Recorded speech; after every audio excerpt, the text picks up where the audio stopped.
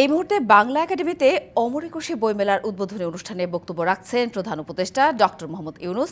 আমরা সরাসরি চলে যাচ্ছি সেখানে। লেখক লেখিকারা সারা বছর প্রস্তুতি নিতে থাকেন যথাসময়ে নিজ নিজ বই সমাপ্ত করার জন্য। প্রকাশকরা অনেক আয়োজন করেন নিজেদের বইগুলো যথাসময়ে হাজির করার জন্য, গুণগত প্রতিযোগিতা সৃষ্টি করার জন্য এবং আগ্রহ বাড়ানোর জন্য।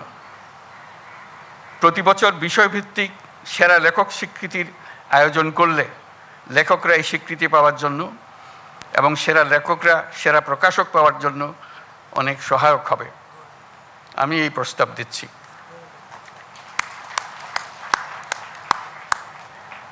আমরা যদি একুশের ভাষা আন্দোলনকে আরও গভীরতর প্রেক্ষিতে স্বাধিকার আন্দোলন হিসেবেও দেখি, তাহলে অমর একুশের গণ্ডি বৃহত্তর হয়ে দাঁড়ায়।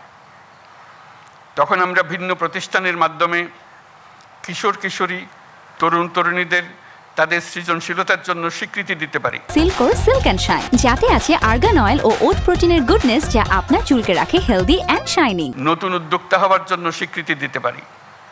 শহর ও গ্রামের নারী পুরুষকে কৃষি, শিল্প, সাংস্কৃতিক জগৎ, বিজ্ঞান, বাণিজ্য, শিক্ষা, অন্যান্য ক্ষেত্রে যারা নির্দিষ্ট বছরে জাতির জন্য অবদান রেখেছেন তাদের স্বীকৃতি দিতে পারি, তাদের জন্য আনুষ্ঠানিক আয়োজন করে দিতে পারি। প্রবাসী বাংলাদেশিদের, প্রবাসী শ্রমিকদের অবদানের জন্য স্বীকৃতি দিতে পারি। সারা পৃথিবী জুড়ে নানা কাজে বাংলাদেশিরা কৃতিত্ব দেখাচ্ছে।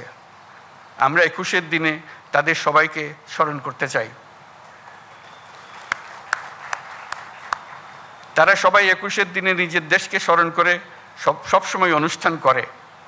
তারা আমাদের পরিবারের অংশ হিসেবে তাদের সন্তান সন্ততির কাছে বাংলাদেশকে পরিচয় করিয়ে দেয়। আমার সব কথা আপনাদের গ্রহণ করতে হবে এমন চিন্তা করি না, তবে নিজের বলার সুযোগ যখন পেয়েছি তখন বলে রাখলাম। বাংলা একাডেমিকে ধন্যবাদ। আপনাদের উপস্থিত সবাইকে শুভেচ্ছা জানাচ্ছি। এর সঙ্গে একুশে বইমেলা 2025-এর শুভ উদ্বোধন ঘোষণা করছি।